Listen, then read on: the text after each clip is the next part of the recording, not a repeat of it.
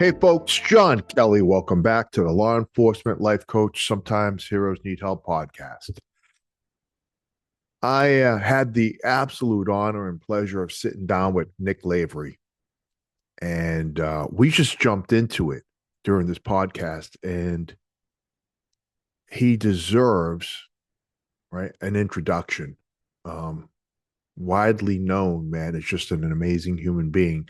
But I wanted to do this introduction right, and I wanted to give you a little background on him. Very humble guy, and he just adds so much value to those around him. So here's a little background on Nick, and then we'll jump into the episode. Well, Nick was born and raised in Massachusetts. He's an active duty member of the United States Army Special Forces, commonly known as Green Berets. He is a chief warrant officer. And the Green Berets Special Forces perform critical missions, including direct action, counterinsurgency, foreign internal defense, special reconnaissance, and unconventional warfare. In 2013, while deployed in Afghanistan, he and his detachment fell victim to an insider attack, which ultimately resulted in him losing his leg. Following a year of surgeries and initial recovery, including the use of a prosthetic at Walter Reed, he returned to his unit. Refusing a medical retirement, he set his sights on returning to the ODA. In 2015, at the conclusion of a challenging, like you say, challenging, mind-blowing, comprehensive assessment designed to evaluate his abilities, he returned to his detachment and was subsequently deployed once again to Afghanistan, conducting a full spectrum combat operations. Nick is considered the first Special Forces operator to return to combat as an above-the-knee amputee. He's currently serving as a Special Forces warrant officer and is widely recognized as an experienced subject matter expert in special operations, intelligence, fusion, mission planning, and complex problem solving across all operational continuums. He's also the first amputee in military history, right? The first amputee in military history to complete the Special Forces Warrant Officer Technical and Tactical Certification course, the Special Operations Combative Program Instructor course, and the Special Forces Combat Diver Qualification course. Some of his awards,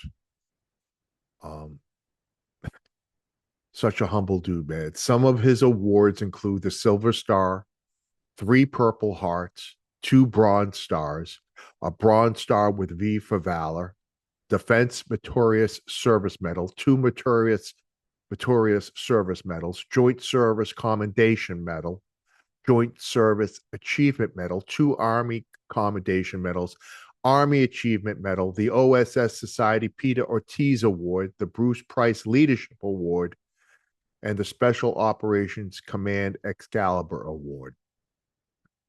He's a warrior, a leader, a speaker, author, and most importantly, a husband and father to 2 young boys. And after hearing our conversation, you add just one amazing human being. So without further ado, let's get to the episode. God bless. Dude, can I tell you something, man? Yes, sir. Thank you so much for taking the time. No, it's my pleasure, man. No, man. No, listen, let's just fucking call it what, dude, you were getting pulled in about a million different directions. And everybody wants a piece, man. And listen, I just thank you. Super appreciate it, bro. Yes, sir. No, it's my pleasure, brother. And I gotta commend your setup there, man. That is a hell of a collection you got there. It Dude, looks great. you know what? All right, listen, allow me to fucking boast for a second. So my Please. boy, um, you know, looking to do, he's got like woodworking on the side. Mm.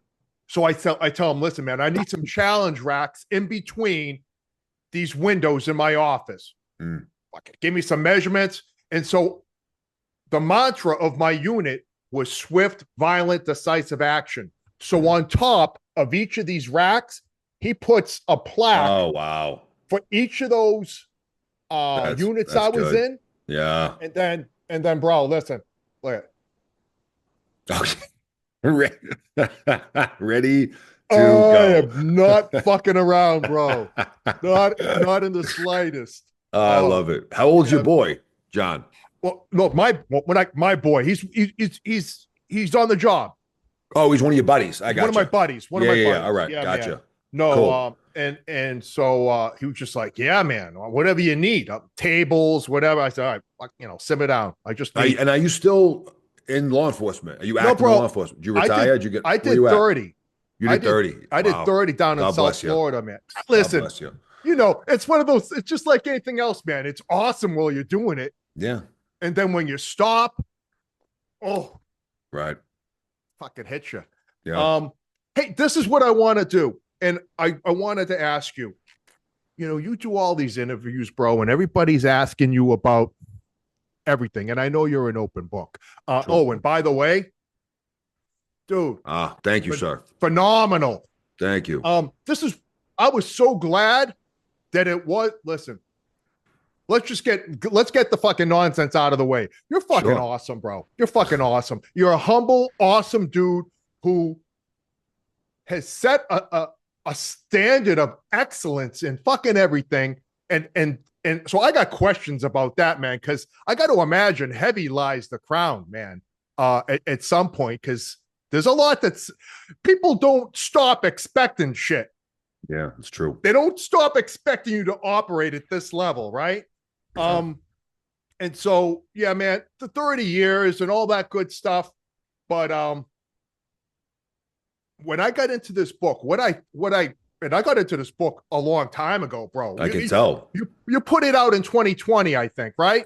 Yeah, 2022. Okay. January of 22 was when you we were published writing it during COVID. I wrote it in 2020. Yes, sir. Gotcha. And so I've read it, and I've done nothing, but I've done a lot, right? Like everybody else, man. And what I was so happy was you got such a great balance of stories to like mentally put your mind in that place. But there's so many, it doesn't end there, man. It's like, okay, that's great. What do I do with it? You tie in hey, this is what you do with it, dumbass. This is how you move forward in life. Yeah. And dude, it was just, I thought you just did such a great job on it. And the lessons learned, like if you read this book and you don't walk away a better version of yourself, fucking shame on you.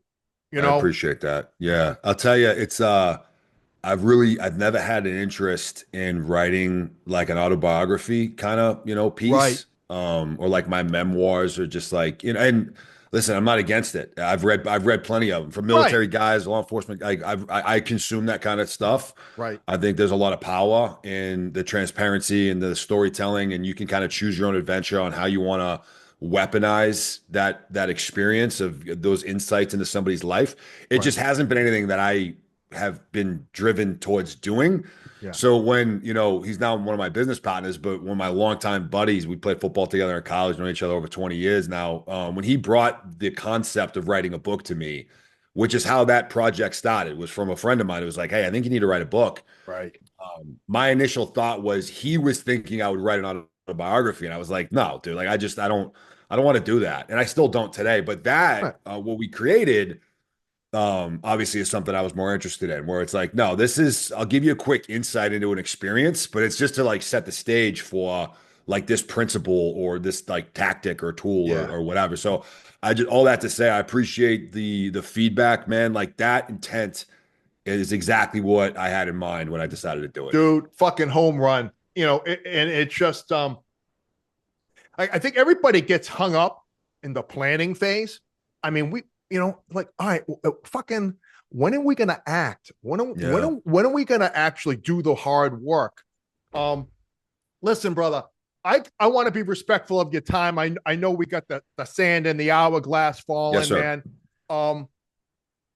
If it's cool with you, and this is going to sound jacked up, man, because most of the people probably want to hear about the front end.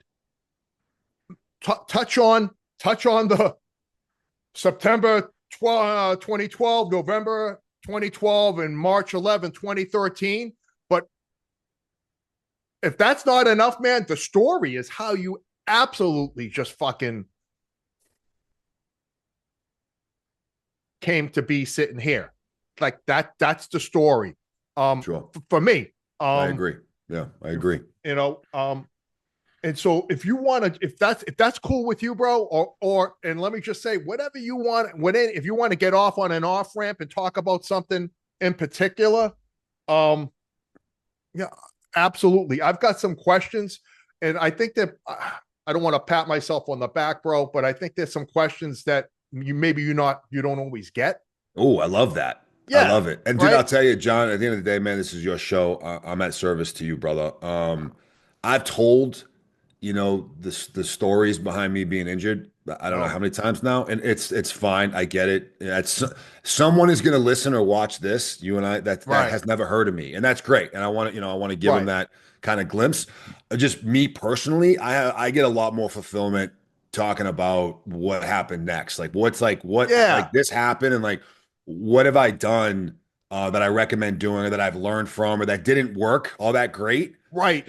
To get me to where I am today. That stuff drives me. Dude, that's the gift of Objective Secure, bro. That's that gift that you let us learn from your failures and your triumphs.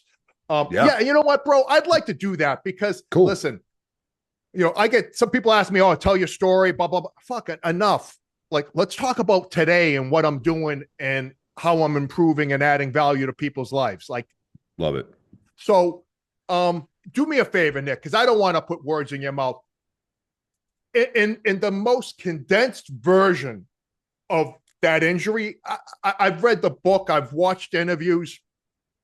I don't want to minimize it because that in itself was just, really digging deep.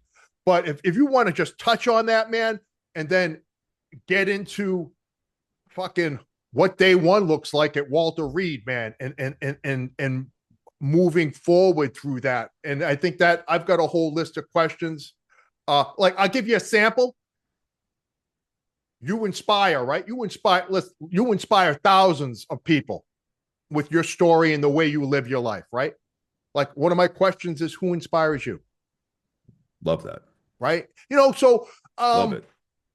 I just, it's funny because I don't want to minimize your military career and your service to country and self and your brothers. That's why people can sit with you for hours upon hours and it's never a fucking snoozer. It's never like, oh, well, this guy shut the fuck up. It's never that, bro. It's never that, I'm glad to hear it. Yeah. So, if you want to just briefly touch on, are you still active? I am. Yeah. You are? Okay. I think you're coming up. You got to be coming up on 20. I'm getting close. Yeah, I'm at 18 years. So all right. If I pull the trigger and off ramp at 20, I'll start retiring in about 12 or so months from right now. Nice. All right, man. It's not, and we're going to talk about Team Machine and the Forge and everything that you're doing now in that space, helping everybody out. I want to kind of end with that, if that's cool. Sounds good. And yeah, man. So listen, 3 Purple Hearts, shrapnel in the back. Listen, they see things come in threes, bro. Fucking get the hit. Holy smokes, bro. Holy smokes. Shrapnel in the back in 2012 in September. You don't go home. You're like, I want to get back with my boys. AK round to the face in 2012 in November. You're like, yeah, it's like a Monty Python skit. It's merely a flesh wound, right? And then you got fucking rocked in 2013 in March. Bad day for a lot of people, man. I'm gonna fast forward. I'm gonna do what I said I wasn't gonna do, bro. You lose your leg. Your leg gets fucking 5 rounds from a PKM obliterated Mhm. Um, you get chop it out of there, wrong blood type. You're like, you almost die again. Mhm. Um, and like nobody's betting on Nick to make it through. And it's and then you end up eventually after I don't know how many flights, but you end up getting the Walter Reed. And it's still fucking touch and go with infection Oh and yeah. and one thing I want, could you touch on that doctor, man, that conversation with that doctor? Because that Yeah. was like, I was like, I think we probably hung out with that guy in Boston. He was Mhm. like, hey, are you down? Are you down for this fight? Talk to me Yeah. about that, bro. Yeah. So it was I had maybe been at Walter Reed for maybe a day, day and a half. When I got there, my father, my mother, were both there. I think my youngest sister may have been there. She may have come a couple days later, but Right. both my parents were definitely there. And it's ugly. I'm in critical condition. I'm in the intensive care unit. It's still Yeah. very touch and go. I've got all the infection that's set in, and any one of those poses a risk to my life. And the entire orthopedic staff, and we're talking about like 12, 15 doctors, surgeons. Like learned people, man. Oh yeah, learned doctors. Which is ironic you said that because I'm actually wearing my stepbrother's Dude, I t-shirt love literally it, right now. man. I love it. This is a house of learned doctors. So you got Oh, really smart people that know what they're talking about. right. That's Exactly. all saying the same thing, and they're all saying we got to take this guy's leg at the hip right now and just get rid of Mm, this threat to this guy's life. Well, the chief orthopedic surgeon, who's now retired, so I'll say his full name. yeah. His name is Jean-Claude Delarand. Okay. Um, he was the chief of ortho, and he's listening to all of his staff and his Mm, teammates give him the same right. recommendation. And he goes, "Yeah, I don't know. I think we can save more of this guy's leg." And here's a part of the story that I've rarely told. He actually goes to both my parents Oh, before he okay. comes and talks to me. Okay. And of course, I have no idea this is happening. I've heard this Sure. story through the lens of them Yeah. and through the doc. And he's like, "Hey, mom, dad, like he just met these two people, and they're of course like living their worst nightmare, where their son is Yeah. like on a bed next to him, like dying." And he's like, "Hey, listen, my whole staff, they're all standing right behind me here. They all want me to amputate Nick's leg, or they're recommending I amputate Nick's leg at the hip. If I were to do that, it's going to pose a significant effect on his ability to be active in life. Yes, there are hip dysarticulation amputees out there. There are prosthetics that can service that individual to be able to move upright on 2 feet, but when you lose a limb, it's not so much the loss of the limb that poses the challenge, it's the loss of the joint. And every additional joint you lose Mm. significantly compounds the challenge of living upright or using that limb. Do you lose the ankle? It could be better, could be worse. Right, you lose the ankle and the knee, whole different problem. Right. You lose all three, you're in a Mm. whole different realm Gotcha. of challenge. So Gotcha. he makes that clear to my parents as best as he can. He's like, I think I can save more of his leg. And if I can, it's going to increase the likelihood of him being able to live a more active life. But Right. it comes with some risks. All right. And like Nick's dealing with infection that could kill him. My staff is taking the appropriate conservative approach to solving this problem. They are right in what they're saying. I think I can maybe save more, but you know him. I don't know this guy. I just Mm. walked in. This is the first time I'm seeing this dude. Yeah. He's just a giant, like half dead guy for me. Not that he doesn't care. He's a doctor, but like that's the hard truth. He's like, Sure. you guys know him. Okay. He's 30 years old. You raised him since he was nothing. What do you think he Mm. would rather me do right now? Dude. That was the question he posed to my parents. And they're Mm. both, dealing with like a Yeah. serious emotional roller coaster ride. And my mother and father looked Mm. at each other and they had a quick conversation. And then they looked back at the doc. I'm giving the abbreviated Yeah, version, and yeah, they yeah, basically yeah. said, save as much as you can. So Wow. he's like, okay, Roger that. So then he comes to me Yeah. and I'm in and out of it. And it's the first conversation I remember having at Walter Reed. And he goes, hey, man, I'm Doc so and so. Here's the deal. Your leg is a mess, and my staff wants to take your leg up to the hip, but I think I can save more. It's going to be a street fight, and I need you in this fight with me. I will never forget that line.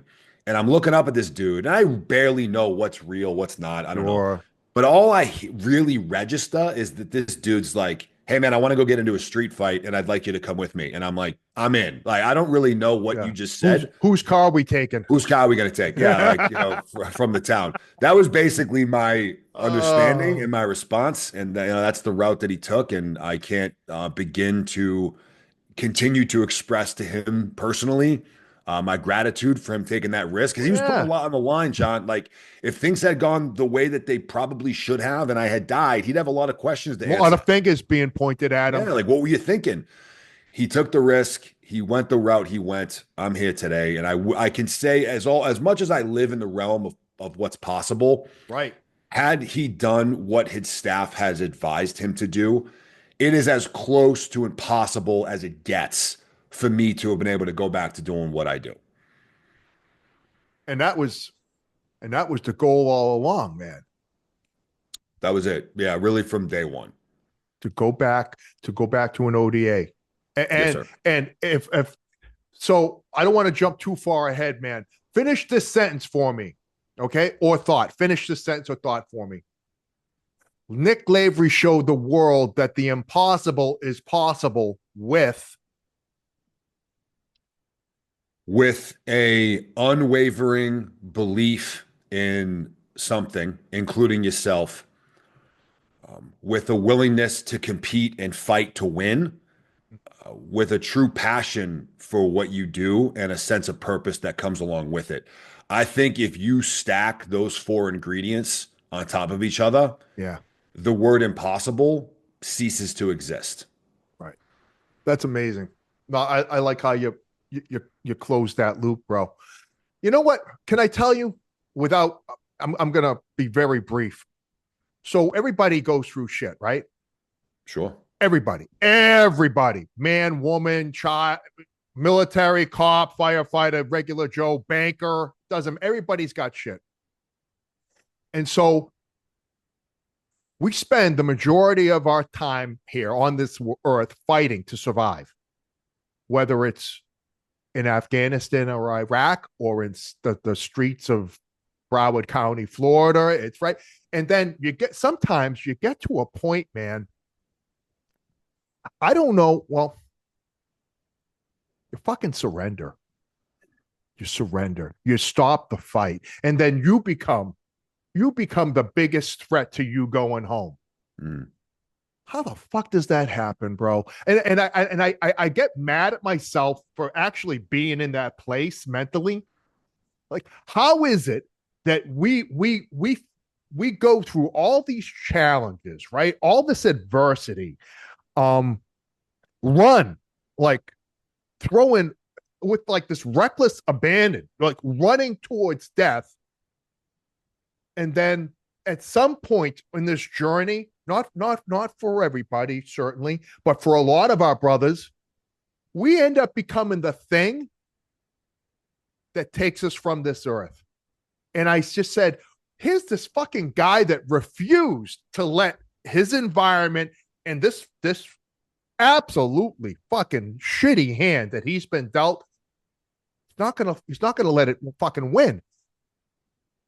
Was there ever a time, Nick, and I'm sorry, bro, if this is out of bounds, was there ever a time that you were like, fuck it? I love how you asked this question, because people tend to have this misinterpretation of me if they hear me talk about some of these experiences or they read the book or whatever. It's that I was on this constant positive up and to the right trajectory the entire time. Right. And that is wildly inaccurate.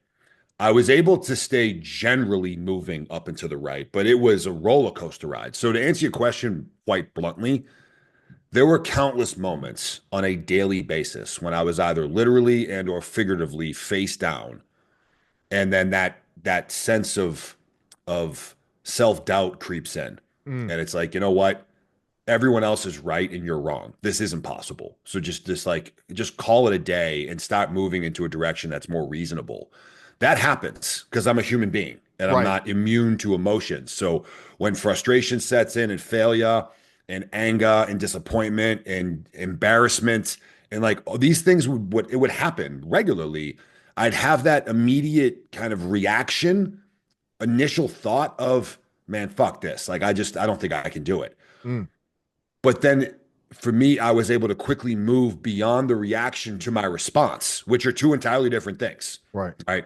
Reaction is likely going to happen. Response is what you do. That's Right. the choice that you make. Right. In that gap in between reaction and response, I was able to get my head out of my ass and be like, no, no, no. This is what you're working towards. And it doesn't matter what anyone else says. You believe it enough that it's Right. possible. Get up, learn from what just happened, extract the wisdom that you have been given as a gift by virtue of getting it wrong, use that, and Right. then go again. So that was really the cycle. And sometimes it would happen 15, 20, 100 times. I can't even keep Where track. A did where did day. that come from, brother? Where did that where did that inspiration? Listen, you inspire. You inspire thousands. Who inspires you, man? Where did that come from in that gap to go from all that self-doubt and negative talk to Yeah. I got this, let me get back up? Because I think that's where everybody's like I hear you, man. I hear what you're saying. Mhm. But goddamn, I don't know how to do that.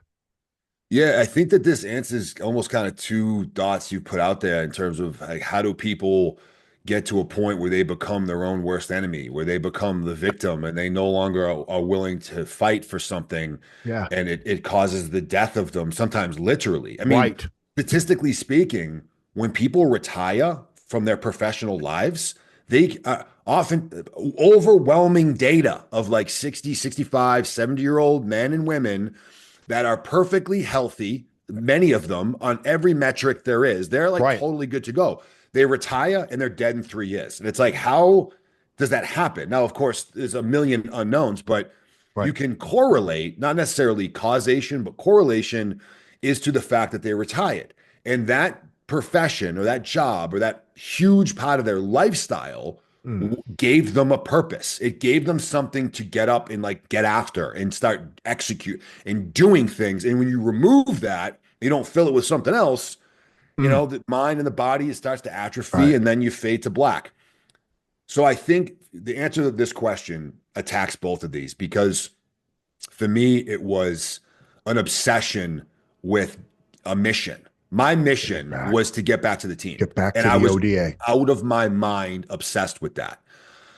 That was given to me because I had an enormous sense of purpose with what I did professionally. That was a huge, at that point in my life, John, being a Green Beret or an active, a professional war fighter on behalf of the society really wasn't what I did.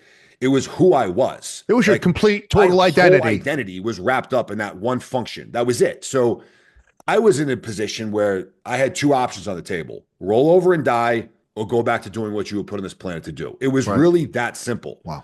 So it was a lot easier for me, not easy, but easier for me to burn the boats and for there to be no Yeah. contingency or no backup plan. Cause like, this is why you exist, is to do this one That thing, is it's the most figure out how to powerful do it. why you could ever have. That's it. So I think when people lose sight of what their mission is, it Yeah, it man. prevents the individual from having the passion, the drive. It doesn't enable the necessary discipline. There's no purpose, and they just find themselves mundanely floating through life waiting for death. So I think the lack of a mission, which I had, generally speaking for us all, is a critical component to life. There's certainly a difference between surviving and living. And I would say, and I've been in survival mode, as have you, many, Yeah. many, many times. I respect it. I get it. I would say one of the key differentiators between if you are surviving or if you are living is whether or not you have a mission or not. Mm. Yeah, man. That connects a lot of dots, bro. Thank you. Thank you. Um, how does your life look like if March 11th doesn't happen, man? Do you develop and grow to this extent? Oof. You know what, man? I have Dude, played I that thought what if about game. this, man. I thought Yeah. about this. My wife is like, who is this guy? Yeah. He's somebody that people aspire to be. I go, so let's aspire to be. I've played this what if game, I don't know, countless times. And Yeah. I think that can be a productive exercise, Yeah. as long as it's fueled with this enormous sense of gratitude is what Right. enables that to be kind of a fun journey to kind of hypothesize and theorize on like, oh, what would my life look like without ever knowing, of course, like if that's true or not. Sure. Um, what I can say is that my life was wildly different than it does now. Sure. The really bad day I had at the office, which resulted in the loss of my leg, has and my subsequent choices to go back to doing what I do and just to continue to live life to the fullest has enabled me to do a lot of really great, unique things as a direct result of my injury. Right. My injury though doesn't define me. It's not No. all I am. It's a huge part of who I am, and it's a huge Yeah. part of my journey. And I've learned how to leverage that to my advantage in terms Hmm. of creating an effect in another person's life on the other side of the world, or even operationally speaking, when I'm in, Somalia or I'm in Afghanistan again. Like, how can I take advantage of what would generally be seen as a disadvantage tactically to create a desired end state? So certainly my life would look very, very different. There are countless times also, sometimes on a daily basis where I'm like, man, like I kind of wish I had two legs. Like this, it sucks. Life is hot and we live in a two-legged world as human beings. Yeah. But I move past that very, very quickly. Again, that's like the difference between reaction and response is if I trip and stumble over like a pen on the ground, that generally speaking, had I had two legs, this would not have been a problem. It's like that quick snap, like, oh, this is so annoying. Man, like if I just had two legs, like this wouldn't have been a problem. And then I can quickly, very, very quickly kind of zoom out and be like, yeah, man, but look at how great your life is. And this has given you a lot of unique opportunities. One of the things I come back to, I get asked this question quite a bit, not this exact one, but a version of, if you could go back and kind of and undo what happened to you, like, would you do that? And it's a challenging, question because, Yeah. life is hard enough as a two-legged guy. But what I what I drive towards in those moments of reflection is I look at the life I have now, particularly as it pertains to my family, my wife and our two kids. And if you are at least willing to entertain the concept of the butterfly effect, meaning like you go back in time, you change one little thing, and then you span that out over 10, 15 years, like it's a whole different It's world, the right? people out Like there, and Back to the yeah. Future, Marty Yeah. McFly, Doc Brown, like the space-time continuum, like that Yeah. concept makes sense to me theoretically. So if we continue to pull that thread, if I were to go Right. back and I wasn't injured and everything else played out the exact same way, is it at least potential that I wouldn't have my wife and my family and my kids the way I have them now? And I would argue Right. that yes, that is possible. Right. And because of that, I am unwilling to entertain even the theory of going back and undoing anything that's Right. happened to me in the past because I live such a fulfilled, blessed life today. That makes perfect sense, man. Change one of those variables, and it's not the same life. Yeah. It's just not. That's awesome, man. Um, we talk about, you've got, dude. I don't know you. I fucking hate when people like start. Oh, no, you don't fucking know me, man. Um, but you've got this persona, that nothing, nothing will stop you. Nothing. Um, what do you fear, bro? Like what I look at you and I look at this monster of a human being. He's been through hell and back. He's got you're the guy, bro. Like you're the guy that everybody looks to. You elevate everyone's game. You have that, right? Thank That's you. ingrained in your presence, fucking your aura, your command, the way you conduct yourself. Everybody is not only forced to elevate their game, but there's that when you were talking with I thought it was really when you were talking with Jimmy Rooney and you were like, hey, I want to come back, but is it the best thing for the team? I Mhm. thought that really took to me, that took you being vulnerable. Like maybe this isn't. this is my why, but maybe my why isn't the thing that's good for everybody else. Run me through that, bro, because you were like, I'm doing it, I'm doing it, I'm doing it. And then at some point, you were like, should I be doing it? Yeah. Yeah. It was that was a hard moment, for me. And at this point in the time you're talking, I had been in the game. I was back at Fort Bragg. I was working as an instructor. I was actually going through my reevaluation process, and I had been, I knocked out like 3 or 4, maybe 5 different assessments. So I'm actively now working to get back onto the team, right? So this has been a year and a half, a little over a year and a half since I've been wounded. Up until that point, John, um, it was really all about me getting back to doing what I love.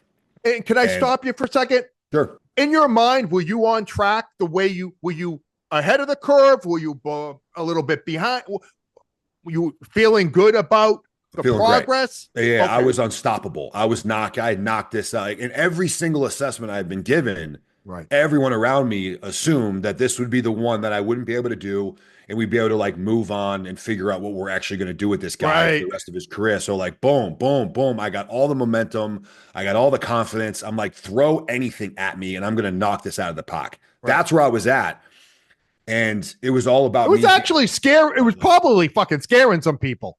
Oh, it was definitely scaring some people. I mean, actually, it was right around this time where some of my senior leaders were like, we need to get this guy another psychological evaluation. This is literally, this isn't me, this isn't metaphoric. This is literal. They're like, this dude's out of his mind. Like, and they actually did that. I had to go through another psych screening and our, behavioral psychs and operational psychs. They did a full blown assessment on me.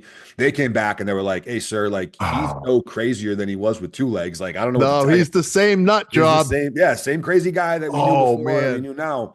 That's funny. But it dawned on me in the middle of the night. I woke up at like 2 a.m. I felt like I was dying. And, my now wife was next to me and she pops up and she's like ready to call 911. And I'm like, hold on, just like give me a minute. Let me get my bearings. I'm sweating. My heart's pounding. Right. I eventually calmed down enough to realize that it was in that moment that I was going back to a team. And I questioned whether or not it was in the best interest of them. I was obsessed with making that goal a reality. And then I was just hit with this huge wave of guilt. I felt like a horrible piece of shit that I hadn't really thought about them in that context up until this point. And I'm on path to making it real. And the irony is I was around these guys like every single day. I mean, I'm working as an instructor, they're on the teams, but it's a small world and we're in the gym together, we're interacting with each other. Like I hadn't thought about them through that lens, and I felt horrible. So I didn't sleep the rest of the night. I went to work the next day. I went and knocked on their team room door and I said, hey guys, I know you got a million things going on. Can I get like 5 minutes? And they're like, yeah, come on in. Like, what's up, man? So I'm like, listen, I tell them what happened. And I said, like, do you think this is in the best interest of you guys? And I got the same answer from all of them. And they were like, dude, we've talked about this like a dozen times. We don't know the answer, but we want to be the ones to make the decision. So if you are able to get back here by some miracle and you are unable to make it in this world and you are even a potential liability to what we have to do, we will be the first ones to bring that directly to you. And I know that to be true. Like you have to operate in that capacity, in that dynamic. There is no room for tough conversations, man. No. Yeah, you're either an asset or you're a liability. Period. One or the other, man. Regardless of how many limbs you have or what's going on in your life. Not personal. Not personal, it's business. And I knew that enough about them to put my trust in them, but it really wasn't quite enough because these were my boys. A lot of these guys, they're always going to have your back, bro. These are my boys. So I'm like, is this out of love for me as a man? Are you thinking as objectively as I hope you are? Like, I just wasn't 100% convinced. It was when I went and talked to Jimmy Rooney, who was just about to come take over as the team sergeant for that team. He was working as a lead instructor in the same area that I was working as an instructor. And that conversation you're talking about happened. And when Jimmy laid it on me the way he did, it got me over the goal line. I was like, okay, this guy owes me nothing. We've never worked together in this capacity. I'm not a former teammate of his. Like he's taken a leadership role, the most influential leadership role on an ODA. That is of the senior enlisted leader or the team sergeant. I know with 100% certainty that he will not waver. He will not make He exceptions, can't. regardless of his He's got the respect for lives of me. everybody on that team. Yeah. And I knew Jimmy Yeah. personally enough Right. to know that he would come at it that objectively.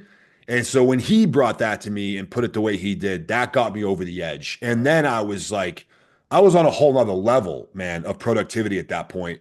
Because now, John, rather than me walking into the gym for the third time that day, tired, beat up with all the reasons as to why I should Mhm. take this off, what was driving me to do the hard stuff was this glorifying moment of me getting off the plane back in Afghanistan on the team with my hands in the air and both fingers raised, saying, like, I'm back and Yeah. now I'm going to make you pay. That's what got me all the way up to that point. But Right. rather than that, in that same moment, I was now thinking about my teammate's wife. I was thinking about my teammate's 5-year-old son. And it took me to a whole nother level of work ethic and focus and disciplined execution. So I really give them most of, or at least a lot of the credit that enabled me to take my drive, which was already at a high level, to a whole nother level, because I barely made it back, man. I mean, some of these assessments I had to do, like I passed by this margin. So Yeah. had they not given me that gift of that extra bump, it's reasonable to assume that I wouldn't have made it. Right. That's amazing. Yeah. Sometimes, you know, having tough conversations with people that we love. And for me, it's been the thing that I've avoided the entirety of my life, man. Yeah. It's fucking work in progress, bro. But Yeah. those Todd. them giving you the them loving you enough to have that tough conversation, um powerful, man, powerful. I love in your book, and I love how you're talking, the progress, right? It's not linear. I think we get wrapped up in that. Like every day should be better than I mean, the goal, right? That the goal is constant, never-ending self-improvement. Every day better than but sometimes that doesn't happen. Sometimes Mhm. you take one step forward and two steps back. Yep. And I had to imagine, even throughout that whole recovery process and trying to get back on the teams, it wasn't this linear, constant. With all that being said, bro, um, how do you how do you show yourself grace? Mm, Or maybe a better question, Nick, is do you? mm. Do It- you It's a show yourself some grace, brother? it's a good question. You're asking some great ones, man. I love We this can come discussion back we're to it having. if you No, no, want, no. because I This is got more. it's great. Um, I'm not great at it.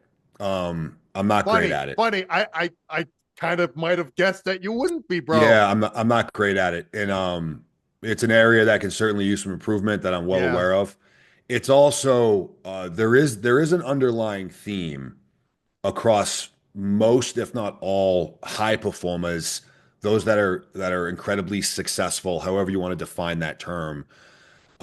Each took a different path to get to wherever they are. Whether you're talking about Michael Jordan or Elon Musk or Thomas Edison, or like choose your like holy shit type individual, took different paths to get to where Right. they go. But an underlying theme amongst most is this sense of I'm never good enough.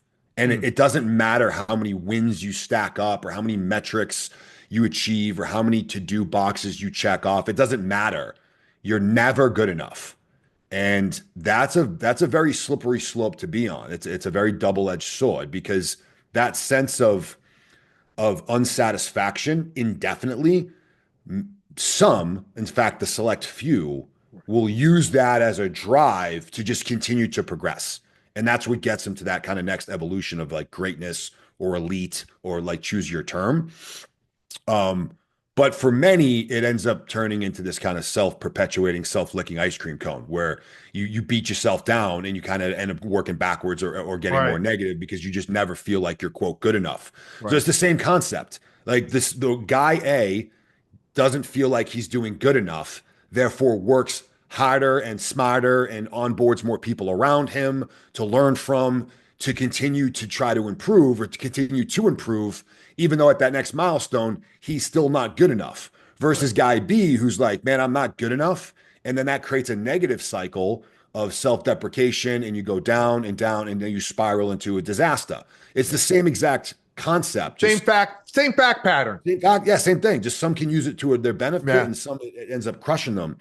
So I don't do. I'm not great at it. But over time, I've learned how to extract that and not let it beat. I don't beat myself up because of it. It's, I messed this up. I could have done better. Most nights when I go to bed, one of the last thoughts I have is, man, I could have worked harder today. I could have accomplished more today. And that's not just business or in the gym. It's like I could have spent an extra 5 minutes with my son. Mm. I could have had that quick chat with my wife about tomorrow, and like, are we on the same page with what we have to do? Like, it's Sure. this like, I could have done better. I could have done better. And the hard truth, John, is that that's probably true, right? That probably is true. Right. But Right. do you Right. let it cause a negative chain reaction, or do you use that and say, you know what, tomorrow I am going to be better? Right. But I'm then going you to be repeat that more cycle. intentional. Yeah, more intentional, more effort. Do that extra rep on the back squat that I kind of Yeah. pussied out on today. Like, you can break it down to how micro you want, but I think those that leverage it for good are able to use it in that way that drives them tomorrow to strive for perfection, knowing that perfection will never happen. Yeah, man. That's spot on, man. I sometimes catch myself like focusing on the wrong thing. Like, focus on how far you've come, kid. Mm. Like my little business here. Fuck, there is no staff. You're looking at the guy, the speaker, the guy who books the event, the guy who, I ships the love it. book, and so do I have a long way to go? Yeah, goddamn, man, I got a long way to go.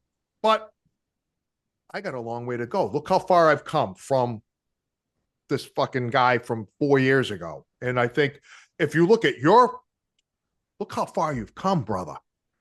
Holy smokes. And I know you got a long way to go. Oh yeah, and it's indefinite. And I quote Miyamoto Musashi a lot. And if you're unfamiliar with Miyamoto Musashi, he's considered to be the greatest samurai warrior that's ever existed. He was an absolute tactician and a savage on the battlefield and in one-on-one combat. But he was also a philosopher and a very deep thinker. One of his best known works is known as the Book of Five Rings. It's a very short, easy read. I reference it regularly. And he kind of speaks to his methodology and his approach to life. And again, this is a savage animal, like an absolute warrior. Yeah. Like, this guy would have been like, in Delta Force or some type of equivalent to that today. And what he says is the difference between the masters and the average is that masters recognize that the pursuit of mastery is indefinite. And just the mere acceptance that this is going to go on forever will result in most off not pursuing that. Like, you know what? Like, greatness. Oh, there's no destination. I don't ever get there. Right. I don't ever get there. So like, maybe average is my ceiling, or I'm going to make that man. as my own self-perpetuating ceiling, because the idea of pursuing greatness, if you're saying that that's going to go on forever, like, forever is a really long time. So you mean I'm never going to get to that end state? And Musashi's like, that's correct. And then most are like, yeah, man, that's all for you. Like, I'm good. I'm good with what I have. And like, that's fine. And he's not suggesting he's telling people how to live their lives. No. Make your own choices. Enjoy your own roller coaster ride, however you want. What he's saying is, if you want to enter into this realm of greatness, or he uses mastery, you have to know going in that it doesn't end. And just the mere acceptance of that is the differentiator between those that go on that path and those that don't. Sounds like the guy knows a thing or two, bro. He's a brilliant man. Wow. Yeah, man. Constant, never-ending self-improvement. It never ends. You just got to keep getting after it and incrementally become better today than you were yesterday. And you're going to mess it up on the way. And you mentioned this. I want to highlight that, because people tend to look at progress from like a metric perspective, meaning I bench pressed 200 pounds last week. That means for me to have made progress, I need to be bench pressing 210 pounds this week. Like a very linear, Yeah. metric, number driven progression is how people define progress. However, quite often, you are progressing even though you've made some regressions, because those regressions, those like steps backwards, are essential parts of the journey. You have to go through those setbacks. You have to get it wrong. You have to mess it up, because that's where the wisdom is located. So you Yeah, are man. very likely making progress, even though on a spreadsheet your numbers are moving in the wrong direction. You don't want them Yeah. going down, but they have to at a certain point The for you to start failure, to the earn failure becomes the win. the failure becomes the win. Like that's where the information is. Because at a certain point, you need to start working smarter versus constantly focused on working harder. Now, that doesn't mean that you stop working hard. It Right. means that you work hard, because that is the really only way to truly learn how to work smart. And then you just keep that cycle going around and Sure. around and around as you go. You get more efficient, more If you're not productive. pushing yourself, you're never failing, You're never failing, and then you're never never learning, growing and because learning. that's where the Yeah, information man. is. Dude, that's awesome. I do I've got a shit ton more of things that I want to talk about, but what I would really like, well, I have you, brother, is I want to talk about Team Machine and the Forge before we have to part ways, bro, Sure. because you're putting every it's fucking stupid. You're putting everything that you've learned. You've amassed a team of subject matter experts and people that get it, and you're providing that accessibility. Talk to me about Team Machine and the Forge, bro, in our last, 5 or 10 minutes, man. Yeah, I mean, the machine brand is really a personal development lifestyle brand, and we've got services and products to enable a lifestyle. And we're still babies, we're still figuring it out. We're only a couple years into this thing, and Right. it's you got to get it wrong a whole bunch, which we are Oh, yeah. doing Right. openly and proudly. But that's the concept. Team Yeah. Machine it really refers to those that choose to adopt this lifestyle, and be a member of this team. The Forge is our coaching and community platform. So it's members only, and people have access to me and around almost 3 dozen other experts within their respective fields. Nice. And we structured the Forge into 6 domains as we take this whole of person approach Mm. to personal development. You've got physical, you've got the mental, you've got the social, you've got leadership, preparedness, and financial. And that Nice. last one's kind of a bit of an X factor, because a lot of these other ones, they're very commonly used and they're all very, very important. The statistics show that most people rely on money to survive and to thrive. Sure, there are plenty that are Yeah. truly living off the land, they're homesteading, and that's, I think, outstanding. Most people require money Right. to live and pay their mortgage and Right. buy food. So we wanted that particular kind of X factor specific element to be rooted in that, because you could be obsessed with getting bigger, faster, stronger, and making these like physical developments in yourself. But if your money is a train wreck, if you're struggling to eat, if you're worried about that next paycheck coming, or how am I going to afford to pay for daycare, like how much progress is one Yeah. really expected to make It's hard to thrive the in your gym, life. right? Yeah. If have that much pressure about being able to feed your kid. So we wanted that piece to be in there. I think all 6 of these domains really work within each other. And the hard truth is, I can only be, as a single person, a quote unquote expert in so many areas. And I really wanted to get after this, what I consider to be the right way.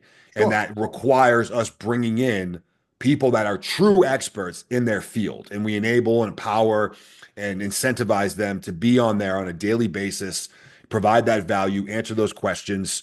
We do anywhere from like 2 to 4 live courses a week.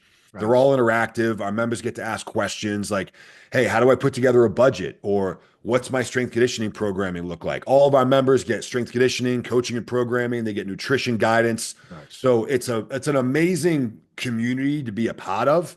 And when I say it's mutually beneficial, John, I mean that literally. Like I come in as this like expert, right? And I'm answering questions and giving guidance and insights. Dude, I'm learning from our members. I'm of course learning from the other experts. I get Right. this side, but I'm learning from our members on a daily basis. Isn't that They're throwing awesome? out concepts that I'm like, holy shit, man! Wait, I hold didn't on. even think about Let that. me get my pen out. Yeah, exactly. Let me go on that journey with you. So, we're about 6, 8 months in, Nice. and it's really turned into a really powerful ecosystem of personal development and collective growth. That's great, man. That's great. Um, and what I'll do is I'll put all that information on the show notes so people can go check out Team Machine and the Forge and Great. I become a part appreciate of that that. community. Thank you. Um, I wanted to ask you about Tony, and like we're at the end, bro, so you can fucking pass or not. Um, I know I'll make a statement and you can bite on it or not, brother. I did 30 years in law enforcement, and I've been with Mrs. Kelly for 33 years. Wow. And despite my best efforts to destroy my marriage, Mm, unfortunately, fortunately for me, she wouldn't let that happen. Um, no. she's the only reason why I'm alive right now. Hmm.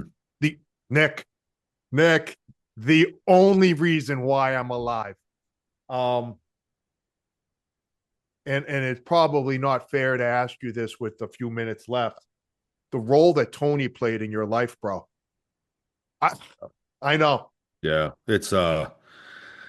I'll tell you, man, and I don't know how often I've talked about this. When I got out of Walter Reed, her and I had just started what might be a more significant relationship than just friends. We had known each other for years. We were both at Fort Bragg. We're both active duty and special operations. We worked together. We trained out of the same MMA and jiu-jitsu gym. So like we were around each other pretty frequently, but we were just like buddies. Right. We both deployed at the same time to Afghanistan in 2012. I was off in the mountains and she was working out of Bagram, but like we became like a support system for each other just by virtue of like email and like texting and like Sure. we're both doing different things. And I was like, oh, I think there may actually be something here. I don't really know. I'm focused on work, like whatever. That was like the beginning of our relationship. She had a front row seat to all three of my injuries, and she was on that early roller coaster ride through Walter Reed. I got out of Walter Reed and I moved in with her actually. And Okay. I had been home back in North Carolina for maybe a couple weeks, and I've been putting together my training plan, and it's in the book, like my daily schedule and my all my stuff. I'm like ready to go, and I sit her down, and I'm living in her house. Okay, I've been home a couple weeks. I know, John, with 100% certainty at this point that what she and I have is real. I know it. I Right. can see the white picket fence. You I can got the see the vision, kids. man. I can see Yeah. the dog. I know it's real. I feel like I've actually found my soulmate, my life partner. Like, you're it. I'm incredibly confident that you're it. I know that. I sit her down and I say, "Hey, Tony, here's kind of the situation. This is what my life is going to look like." And it literally had like a daily schedule, up at 4, blah, blah, blah, blah, blah, all this stuff, bed at 10, and all the things in between. I said, as I've told you, I am going to make it back onto the team. And I feel like this is what it's going to take for that to even become remotely possible. And what that means for us is there will be no dinners out. There will be no trips or vacations. If somebody dies, I'm not going to the funeral. Like when I say I'm all in on this, I mean that literally. And I want to be as open and transparent and honest with you as I can. A very different approach to like courting a woman, right? Like at that point, normally it's the expensive dinners, it's the fancy clothes, it's the fucking cologne. This is Like you're like, putting this hey, like best hey, foot sweetheart, forward. see that storm on the horizon? That's where we're going. That's where we're heading. Yeah, it's going to get uglier before it gets better. And I ended this by saying, and I understand if you don't want to be a part of this with me. And I went into this, John, fully expecting and being understanding of her looking back at me and going, you know what, man, like I don't think this is for me. And I would have Yeah. respected that, and I would have grabbed my shit and I would have found out like where I was going to go from there. Right. And she, of course, her response was, okay, you know what? Let's do this. And she not only became a means of support for me, but she became a teammate. She was also pursuing some pretty crazy stuff within her professional life. So we were both going kind of in our own respective, really hard journeys, but as a Operating at an team. extreme level. Yeah. Both So ears. I think Yeah. that enabled us to be able to do that. But it's a conversation. It's a moment in time that I look back on with equal amounts of pride and as I have guilt. It's like a 50-50 split where Yeah, man. because I look at the family we have now and I'm like, damn, my vision then, I was right because I'm living it today, right? Yep. Like 12 years later, what I saw then was real. So I was right. And I was willing to sacrifice this. I look at my two sons who are both miracles and I'm like, dude, neither of you guys should exist for like a multitude of reasons. And this one moment in Right. time is one Right. of them. You're really not supposed to be here. And you are two amazing human beings that we get to call our kids. Right. So that's where the guilt comes in, that I was willing to sacrifice what I have now, knowing that it was true back then, but also with this with the degree of pride of like I was willing to go to the absolute extreme because I believed in this and I needed it so badly that I was willing to give up everything to make it real. Dude, that's a testament, man. It's a testament to the plan. And you know what? People throw the word around, unconditional love. You hear it all the time, right? And it's always with a condition, man. You know, and Sure. I don't, it's just like, oh, well, fucking, when love somebody unconditionally when they give you little to no reason to do so. Yeah, people may not want to admit to the condition, but there is a line. In fact, there are a series of lines that if Yeah, one man. were to be crossed, that would come unglued. Right. But dude, you took my words. I'm not here without her, period. Like when Right. I was laying on the battlefield, bleeding out, dying, that's who I was thinking of. And Mm. that drove me to put on the extra tourniquet. That drove me to do an Mm. internal pressure dressing. That drove me to start swinging as I was staring at death in Yeah. its face. And I'm like, not today, bro, not today, because like that matters to me enough to keep fighting. So with her specifically, that started from even before I was wounded to the moment I was, and really all the way through today. Can I tell you what an absolute honor and pleasure it has been to chat with a fellow meathead from Boston? I grew up on the North Shore. I'm a Malden boy. Oh yeah, okay. Right Yeah, on. man. Um, Ladies and gentlemen, Nick Lavery. Brother, it has been an honor. Thank you I so much. appreciate you, John. Thank you. Thank you for everything you've done. Your service. And like, listen, people watch podcasts, listen to podcasts. There's a billion of them out there, and you kind of just get this thought that you just, you grab a microphone, you start talking. This is a lot of really hard work, and you've built it to where it's at now. I give you a lot of credit, man. Like what you're doing matters. So, Thanks, my man. challenge to you, my man, knowing how hard it is stay the course because all it takes is you to change the life of one potential individual, which you've definitely already done, and the ripple effect from that Yeah, man. is a really fun little discussion, little journey to go on. What is that dude or that woman going to do because of that? How does that affect the next person, the next person, the next person?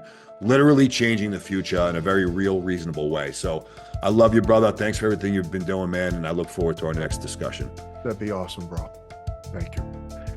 And that is that, my friend. We could have done this for hours, man. So, Dude. Hey, listen.